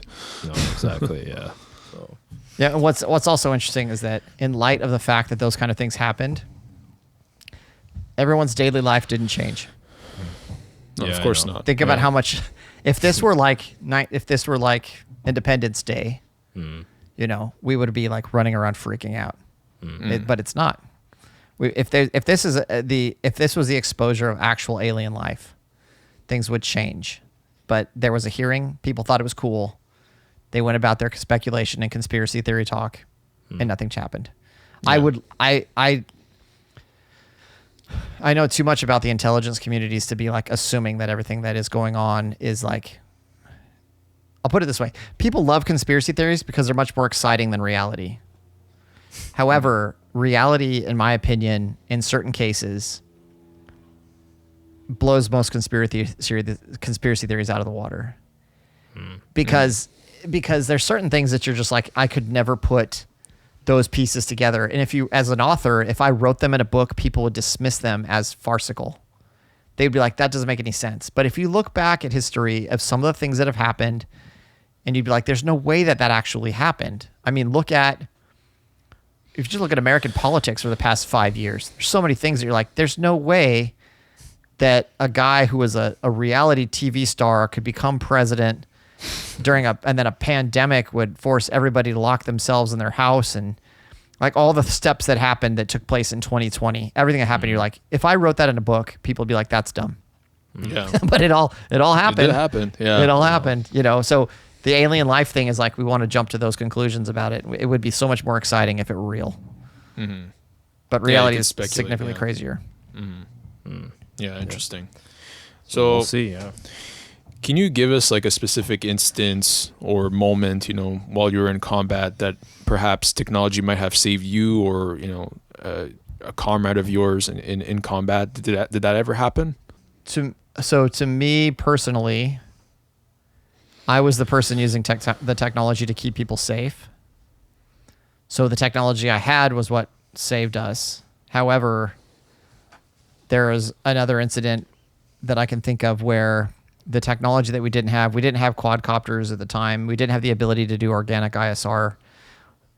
like what I mean by that is the ability to fly a drone really quickly above your head. And so there was a case in which individuals had this fixed-wing drone that they could fly in the air, but they had to step out and expose themselves to launch it because they couldn't just send it up in the air right away because they were being shot at. And they were trying to gain knowledge of where this particular threat was. And one of the SEALs ended up moving himself into a very compromising position in order to identify what was going on and to engage the enemy. And he ended up dying because of it. However, if that drone had more of a vertical takeoff and launch capability, it would have dramatically changed that. So that's where programs like the Army's short-range reconnaissance and all these things where they're trying to push quadcopters in the field are becoming so heavily funded because they're trying to get this to work. However, at the same time, they're being, in my opinion, myopic about the capabilities they should be expecting out of those drones when they should be putting more money into it to get better functionality out of it, because technologically it's there. And from an adversarial standpoint, if you look at what other countries are developing, it's going much faster than the way that we should be moving in the West. Interesting. Okay. Yeah. So I guess, technology definitely plays a big role to people's safety in the military. And one like common thread that I see, throughout these different technologies is, kind of the more information that we have, the better we're going to be, in these operations and combat situations, right? It all involves, who can have the, more reconnaissance, intelligence gathered, and information to, make the soldiers aware of their surrounding and the enemies. So I think, information is really key in these situations. Yep. Intelligence wins wars. They like to say logistics win wars. I like to say that. Logistics wins wars. Okay. Yeah. Why do you say that? You don't get the resources to the people in the right time. They can't fight. Okay. That's literally what's going on in Ukraine and Russia right now. It's a logistical war. Yeah. So what are your thoughts on, the U.S. giving all these billions of dollars to fund that war? Well, not to fund it, but, to support it and to give it to they Ukraine. Give quite a bit, yeah. So there's a couple ways you could look at it. From the skeptical perspective, they say, why are we funding a corrupt country to fight another corrupt country? That's one perspective that I hear a lot. And we're putting a lot of money into it when we should be putting that money into our own country when we're dealing with inflation. However, I'm going to put two different hats on it right now. The other hat is the hat that is looking at the Russian tactics that are being employed. In 1994, during the first Chechen War, when Russia was dealing with Chechnya, their solution in Grozny was just to raze the city. They wiped it out. They killed everyone. That was their solution. Wow. They're implementing the same thing in Ukraine. They're just wiping out. There are whole cities in Ukraine that no longer exists. Now, people don't really, they're just like, yeah, it's terrible. Like, think about it. Think about it if a city of 40,000 people no longer existed. Because they've done that. They've wiped them out.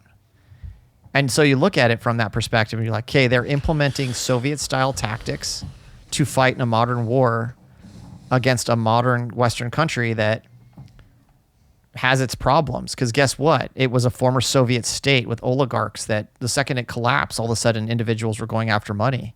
So they've been dealing with these oligarchs managing things like, well, you got like Burisma and natural gas and all the problems associated with that. And then you bring in American politics in the middle of that, which there's so many layers to that to unpack that in the West, we tend to, remember I was talking about those factoids and reinforcing your worldview. Yeah. Is you can't take this entire narrative as one perspective and say, one way or the other in binary standpoint saying this is a right issue or a left issue. Human problems are never that black and white. That is childish and myopic to look at an issue that way. Mm-hmm. And so when you say, we say, well, was it good for us to put that amount of money into it? No, it's not good. Should we put the money somewhere else? I don't know. All I know is that people are dying on a massive level against a country that does not care about the livelihood of those individuals, that has an entire based in idea of their, if you go back to the GRU, old KGB style of psychological warfare, the baseline idea behind it is to get your opponent to believe something that doesn't exist and never admit the truth. They will never admit what is actually going on. They will never admit that this was them trying to take the country. You will never go back to the fact that when Yanukovych was president prior to 2014 in the Maidan Square incident, when they basically, he denied their ability to join the European Union, and they revolted against it, and he sent the Berkut forces in there to start beating people, and they all amassed themselves in Maidan Square all the women amassed in the center, and the dudes created a barrier on the outside, and they were getting beat by the Berkut forces, and the only thing they did is chant the Ukrainian national anthem. Like, you look at a society like that that's trying to sustain its own existence, and then you say, I'm going to make the decision to not support, when that is basically the primary function of our government, and the promise that we have with these other nations is to back them up. Now, am I happy about the fact that the way they used all their money? No. Is there corruption there? Yes. Is there corruption in my own government? Yeah. Is it perfect? Absolutely not. Are there people trying to do the right thing to save people's lives? Yes. And so when the last step that I would say, and this is a very dark perspective on this, but I'm going to say it anyway. It is always better to fight a war through surrogates than it is to fight your own war. Now, here's what I mean by that. This is kind of a dark perspective on it. Go ahead. Yeah. It's easier for us to fund money to another country to have that other country's people die so that you can learn from it than it is to do it with your own people.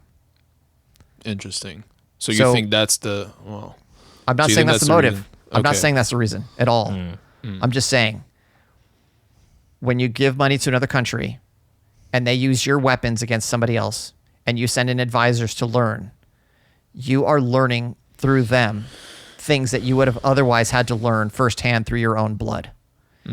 This whole thing, this entire war is going to be a lesson in blood, someone's blood. And if it's your own country's blood, you're going to view the perspective differently. So that's why I say it's kind of a dark perspective. So that's why I say I'm wearing several different hats. The humanitarian in me is, we need to stop them. The conservative in me says, we need to stop spending money on somebody else's problems. And then the former military tactician in me says, well, what can we learn from this? All three of those wolves can exist inside of one being. And all those things are happening at the same time. We can say from a binary from a limited black is white perspective and say we should shut this off completely because I don't agree. Well, it's still happening and people are still dying. Should you just let them get absorbed and say it was theirs to begin with? Well, one group of people is claiming it wasn't theirs, and the other group of people is wiping them out and killing them. If you look at the way that the people in that country are being brutally murdered, here's a really good book you could read is by Garry Kasparov. Do you know who Garry Kasparov is? The chess player. The chess player, yeah. Yeah. So I believe he's Ukrainian, but he wrote a book called Winter is Coming, and another one called so Winter is Coming. I have it on my shelf above my desk. So. And he recently wrote a blog post talking about the different ways in which the United States failed Ukraine leading up to the war. And the first one took place after 2014, how we basically said, President Obama said, yeah, well, the Crimeans were welcoming the Russians in. So most likely that was because the Ukrainians were not managing them effectively. They weren't being effective stewards of the land, and they didn't have the backing of the Ukrainian government. The Ukrainian government didn't have the Crimeans backing, which wasn't true. The Crimeans were the product of a massive propaganda campaign, and they were being fed all of their television lines had been basically usurped by the Russian government and were being fed propaganda from morning until night. And so, of course, if you're getting fed propaganda and you think that's the truth, you're going to slowly begin to think, well, maybe that's actually true at some level. And then they started doing the same thing with the Azov forces, which some of the Azov forces were legitimately like white supremacists, and they weren't really all that good at dudes. And so there was conflict there. And so the problem with that war is it's a war of half-truths, just like any other war. And it just depends upon which part you're fixating on. If you're against the war, you're going to fixate on the half part of that truth that says that we are wasting money and they're all a bunch of corrupt liars. But then there's the other half of the story where that isn't the case at all. So at the end of the day, where does it lie? Are you okay with Russia raising a country, killing everyone, and killing as many people as they want, and then implementing their own control, and now being on the border of Poland and on the border of all these other European bloc, Eastern European countries that want no part of the Soviet Union, nor do they ever want to be a part of it ever again. And now, there are places where I mean, Putin is a former KGB agent. He wants nothing more than the Soviet Union to be reestablished. He said as much. So if we know that's his case and he's willing to wipe out an entire country to get there, should we let him have his way? And at that, I would love to give you a straight answer, but my answer is that I am okay with backing them. I wish they weren't. I wish that they didn't have the corruption issues they did. I also wish my own government didn't have the corruption issues it has. Mm-hmm. And that sounds dramatic. Makes it sound like I'm saying that it's and by corruption I just mean it's bloat, and it's actually no, it's straight up corruption. Like the way that Congress operates in the United States is disgusting. I'm just going to say that out loud. I'm not in the military anymore. I'll just say that out loud. You could say it now. Yeah. I could say it now. And I say that now because the fact that as I look at elected officials who are allowed to move stock when they have they're privy to certain information, is if I were to do that for the companies I've worked for, while I worked for them, they would call that insider trading and they would throw me in jail. Yeah.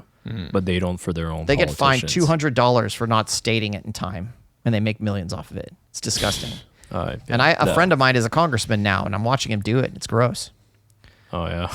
So it's disgusting. It get to the point where they're like, dude, you get in there and your party owns you. Does that change your opinion on those people, or, does he still remain your friend even though now his job is kind of corrupting his way of being a little bit? I don't talk to him create some friction. We're not like we were friends back in the day, and now I'm like, I don't.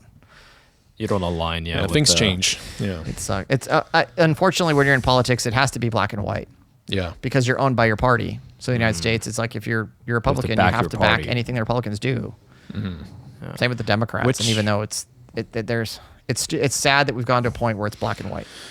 That's the thing. Yeah, that's the thing I find sad. Just about politics in general, it's they can never find a middle ground between each other. It's always my side versus your side, and it's always the left versus the right. Yeah, it's always dividing people. But the perspectives that you offered here, like on Ukraine, was balanced, and it was from all the different sides in one, which can coexist, and people can look at them differently and see, well, yes, we're funding a lot of money, but there's a reason, because we don't want to let Russia come into close to the West and wipe these people out, and all the other reasons. But yeah, they're very myopic, like you say. Well, they want to assign blame. It's easier for people to process a problem when they can assign a villain value to a particular individual and their motivations, and then make it clear for everything that's happening. Like I saw somebody else post. So there's one. I was on another podcast, and the individual that. They post some things about anytime they post something, it automatic, no matter what they post, the people commenting will take a right lean to it because of what is being posted. And so one of them was like, they were talking about they're giving another $40 billion to Ukraine, and you saw people jump in and they'd say things like, did you hear about the oligarchs the individuals that have all been fired by Zelensky recently? And then they say, well, he's got millions of dollars. That's because, he got that through his position, all that. Not realizing the fact that he was a comedian on one of the most popular television shows in the history of that country before he became president, right? And so then immediately people start assigning all of these different layers to the conversation when, like you guys said, it's complicated. It's not one piece. It's all these elements you got to keep together. It's how much one part is weighed more than another. And so here's me wrapping it back into the other conversation. All those things that I just labeled for you, that is effectively that black box that weighs certain things more than another, is literally an artificial intelligent neural network. That is how it works. It's just how you weigh those things differently is contingent upon how the black box breaks them out statistically. And that's how most of our perspectives come. The problem is we tend to weigh too much on one issue, and we lose perspective. And that's why I think it's interesting listening to that rereading Carl Sagan, because he was like you should naturally distrust, you should naturally question people in high levels of authority, because they need to prove what they're stating, and they need to justify it. They can't just state something with grand statements and not follow up with it. It is literally a reason why one of our presidential candidates is being tried in 4 different courts for different crimes, because because the actions weren't justified by certain things. And then it's also why the opposing person's child is getting run, having the same problem. yeah. You know, like you gotta look at both sides. You're like, wow, you're all corrupt. Yeah, both How about sides. we do a The hard Hunter reset? Biden thing and the Trump. Yeah, that's crazy. Yeah, both of those. That whole situation. Yeah. Both those situations. That's wild. Messed up. Yeah. Hard reset. Let's start over. Yeah, it's it's crazy that's that these people are in power, and we just don't know who to trust anymore. Like you said, from Carl Sagan. Yeah, and then you vote for some person just to not let the other person win, and it's like, should that be the reason why we vote? Yeah. So I think that the thing that within local American politics, I think the thing that is overlooked the most is the impact of local politics versus national politics. We associate national politics with our individual identity when we should be paying closer attention to what's happening nearby. Because, I mean, take, for example, in Canada, like what is happening in where you are in Montreal is nowhere close to what's happening in Vancouver. No. Like I could, as a dumb American, I'd be like, well, it's all the same. But it's not all the same. It's a completely different part of the country. Mm-hmm. And the local politics are dramatically different in those particular areas. The cultural influence of those areas is completely different. Yeah, of course. The same way as San Diego is different from New York City. Mm-hmm. It's nowhere close to each other. But we sit there and apply what the president of the country is doing relative to our local area as if it has the same impact. The answer, and it doesn't. Yeah. And that's the perspective I wish people had more of in the United States, is that they just viewed what was happening around what really is going to impact them on a day-to-day basis, and help make better decisions in their community, because those are the individuals you see on a daily basis. You never interact with them. Not the people in California if you're in New York. I mean, a good example of what you just said for Canada was, like the COVID response, right? Quebec was super conservative in their response, whereas I think Vancouver wasn't treated the same way as us, right? Well, I know the West, like the whole Alberta West, and whatnot. Yeah, so it's just local, right? It's politics could be local, provincial, and all that. So it depends where you are, I guess. Yeah.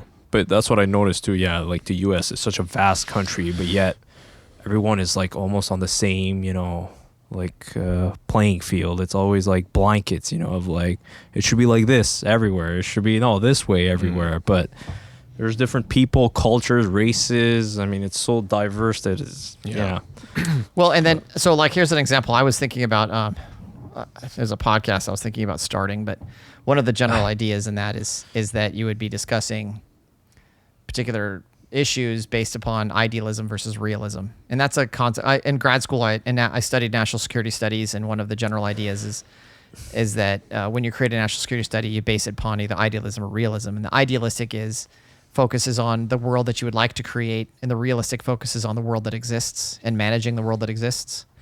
And if you take that and extend it to any scenario, you could sit there and say, well, one is progressive, one is not. And it's not the case. Because, case in point, let's take guns, okay? Mm-hmm. Let's say guns in California, and you say, all right, the idealistic standpoint for guns in California, well, let's create laws, and so nobody has access to guns. What's the realistic outcome of that? Well, that means criminals will all have the guns, and the law-abiding citizens will be unarmed, and they will have to deal with people that are criminals having guns everywhere they go. Okay? Yeah. There's your reality. Now let's switch states. Let's go to Texas. Idealistic state there is that everyone has guns. But the reality is now everyone has guns. Yeah. And are you stopping gun violence? Nope. Everyone has guns. So in either case, you haven't solved the problem. But let's take that and go to Alaska, and you say everyone needs to have access to guns. Why do they have access to guns? Well, there's these things called bears. And there are other animals that might eat you. And so if you go camping, you might want to be able to have a gun to protect yourself, because, stuff happens. But if you've implemented a law in which no one has access to guns, now everybody's getting eaten by bears, right? So you could sit there and say that is an old way of looking at the problem, but it is reality, right? So how do you balance that out? You have to have a local conversation about that makes sense for that area and matches the culture of the community. Yeah, it's a good way to look at it. That's a good sure. way, yeah. Yeah, because the whole topic of, gun laws and regulating guns. Again, it's on the national level of like, should we ban guns? Should we, let everyone have guns? Or the school shootings that happen where they're like, well, I've heard some people like say like, oh yeah, even the kids should, be able to carry, or the teachers, everyone should have guns. But it's like, are you serious, really? Like, Yeah, like how is that going to turn out? Right? Like if every kid in a school has a gun. If you want to hear an interesting historical perspective on that, read a book called Terror at Beslan. And it was written about the Beslan massacre in 2004 when the Chechen rebels took over that elementary school, and they ended up killing a whole bunch of the kids. And there was the Russian special operations dudes had to break in and have a 3-day firefight with these Chechen rebels inside the building after they accidentally detonated in the building. Well, if you read that, it's written by a former Green Beret. And his perspective at the end of the story is that you should have retired military people stationed at every school that have access to automatic weapons.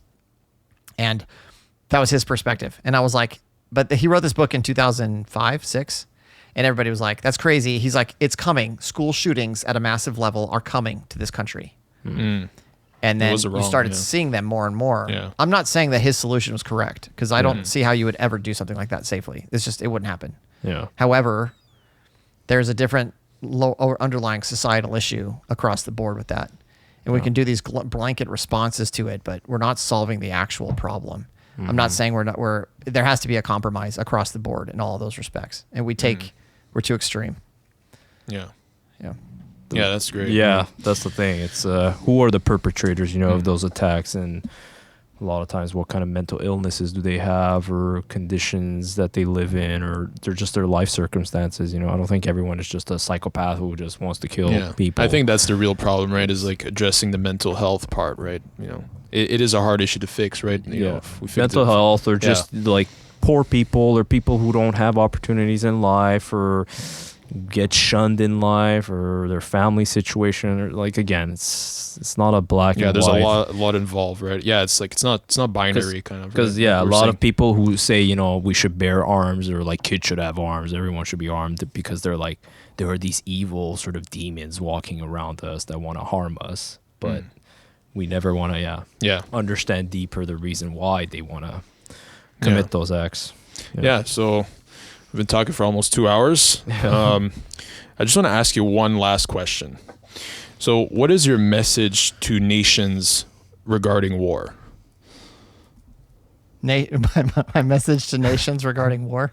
Yeah. It's a deep one. Yeah. So war effectively is an aggressive form of diplomacy, right? It is when it is the inability for you to negotiate a desired end state, and doing so by force. In the modern world, we have basically negotiated ourselves into a standstill, in which the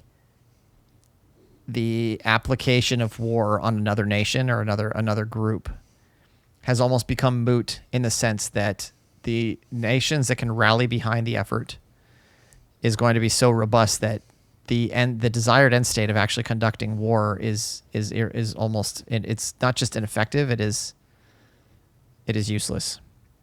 And so we are at a point in our society where we have less wars now than we've ever had in the history of the world, and we are going in a better direction. Even though we can sit there and say we are able to share information at a much faster rate, but if you look back at the total number of conflicts that have happened over time, and have happened between different countries, the amount of invasions that have happened between nations, they're decreasing in general. Now you can have little spikes where it goes higher and lower, but in general, there is very little reason for us to not try to solve problems diplomatically. And if it is a resource problem, then we should be seeking out scientific and more efficient technological ways to solve our resourcing problems, as opposed to defaulting to greed-driven consumption. And I think the bottom line that I would say when it comes to war is that it is an inefficient way of solving massive problems. Yeah. That's an optimistic way to look at it. Yeah. We are, I guess, going in the right direction where we are having less wars. I mean, we do have obviously the war between Russia and Ukraine, but like you said, right, before there used to be so many invasions and wars about practically everything. Yeah. So I guess we are going in the right way.